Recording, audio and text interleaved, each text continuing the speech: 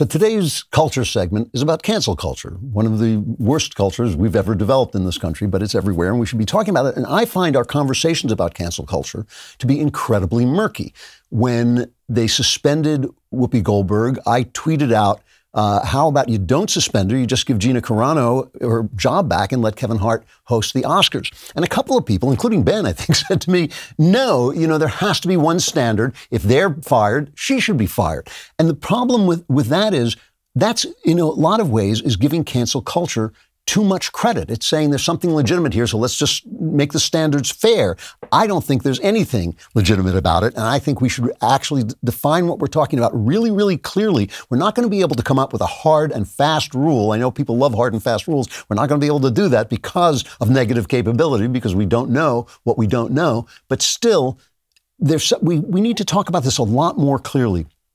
You can't define a standard. I mean, Gina Carano said something that may have been overstated, but it was perfectly within bounds. Whoopi Goldberg said something that was ignorant, but I didn't think it was anti-Semitic. I didn't think she was being hateful. I have no reason, maybe she said something about Israel at some point, but I have no reason to think she hates Jewish people. That's not what she was saying. She just was ignorant. She just didn't know what she was talking about. Joe Rogan had a guy on. But why shouldn't a doctor get to express his opinion when mainstream doctors have been wrong, as I say, about almost everything? It seems like people can be criticized, they should be corrected, they can be argued about, they can be scolded, but why should they be fired? Why should we allow these mobs to gather together and intimidate, let's face it, timid businesses to begin with, to intimidate them into silencing free speech in a country that is founded on free speech? And I know I've said this before, but I have to emphasize it because I think a lot of people on the right don't get this.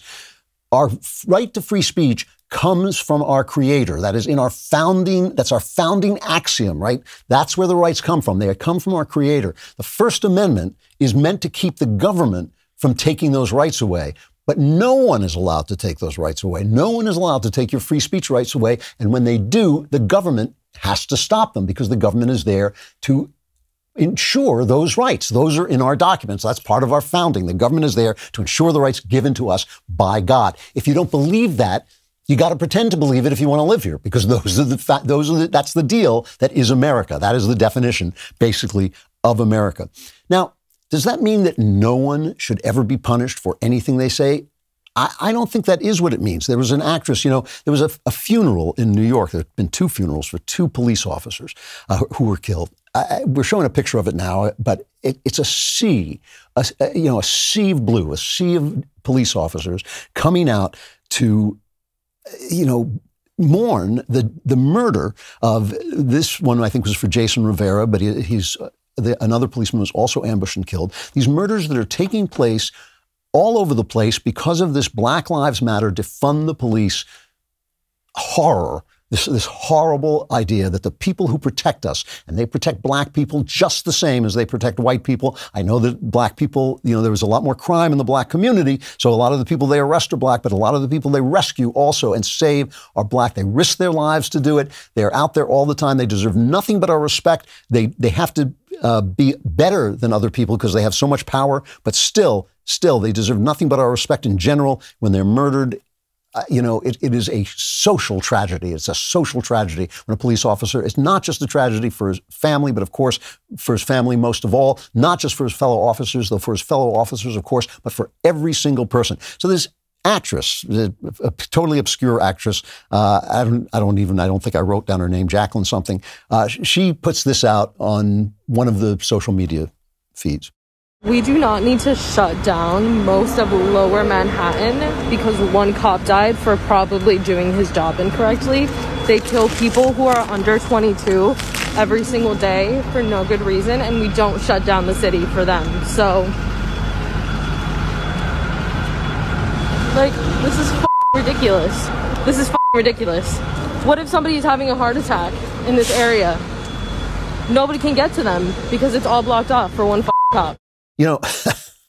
So the stupidity of this, the social alienation of it, the idea that the death of a police officer, of course, anybody's death, young death can be tragic, but the death of a police officer is a tragedy for everybody. That's my point. And so, of course, the streets can be shut down by these people mourning their own and also protesting, saying to people, look what you did. Look what you did when you let them burn down Portland, when CNN went on and said these riots are mostly peaceful, when you said defund the police, when AOC said defund the police, when I talk about defunding the police, I mean defund the police. Look what you did. This life is on your hands. This blood is on your hands.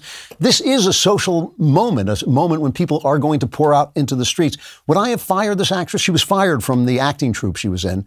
I think I might have fired her too. It's an inhuman thing to say. It's not a human thing to say. We are social beings. We are not ourselves alone. We are all in this together. You know, we're also individuals. We are also complete beings in and on ourselves, but we're also in a society together. I think I might have fired her as well. What about this guy? He's the SUNY philosophy professor, Stephen Kirshner, talking about having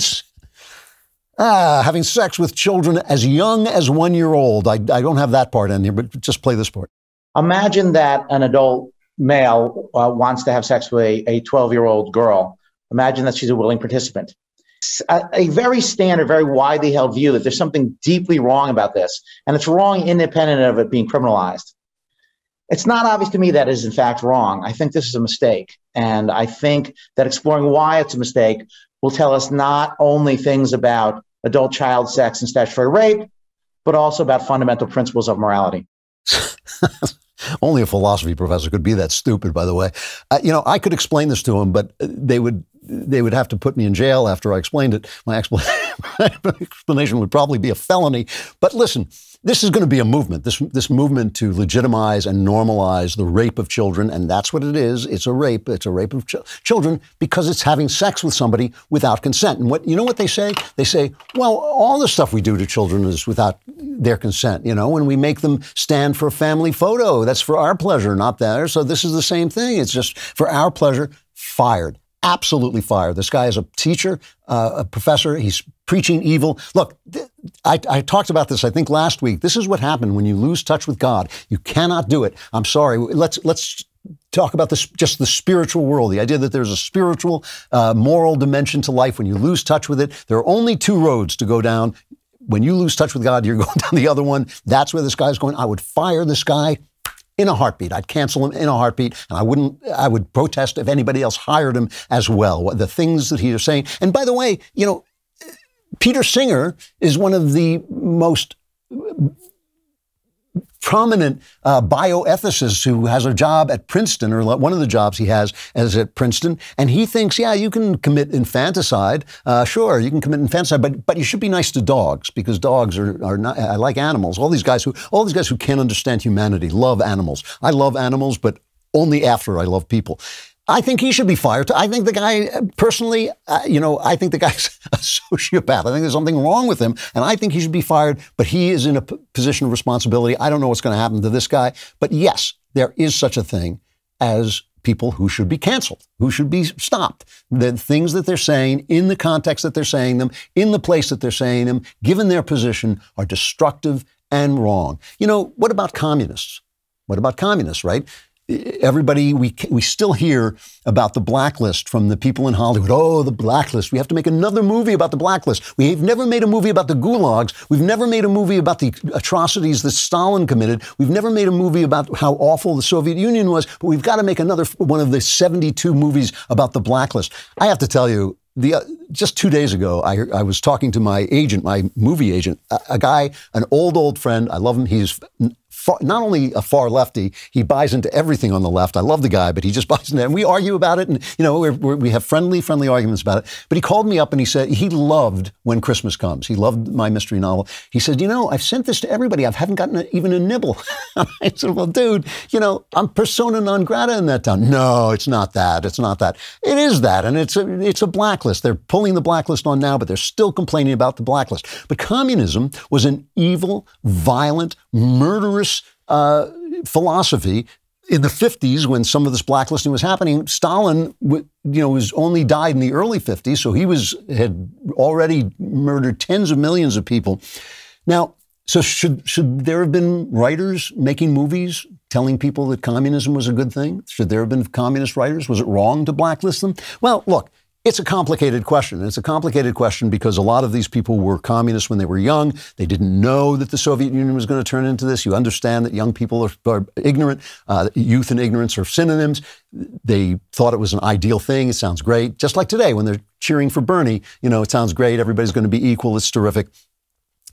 So it was wrong if a guy said, hey, I was a communist, but I'm not. But I don't know. Like Spartacus, a great movie, was written by a roaring communist. He was a Stalinist, really. And he wrote Spartacus, a terrific movie. And he had to write it, I think, under a pseudonym, or that was when the blacklist was broken. I can't remember. But anyway, I'm just saying it's a very complicated question because it was an evil philosophy. It still is. It still is. Guys like Bernie Sanders, what are you going to do? You cannot explain to people how evil it is. So these questions are complicated. But the problem we're having is this. None of this is really about the damage that people do to society. None of it is about the stuff that I was talking about with that college professor saying it's great, go ahead and rape a 1-year-old. That's an evil thing that needs to be shut down. It needs to be shut down, and enough people know it. But that's not what this is, right?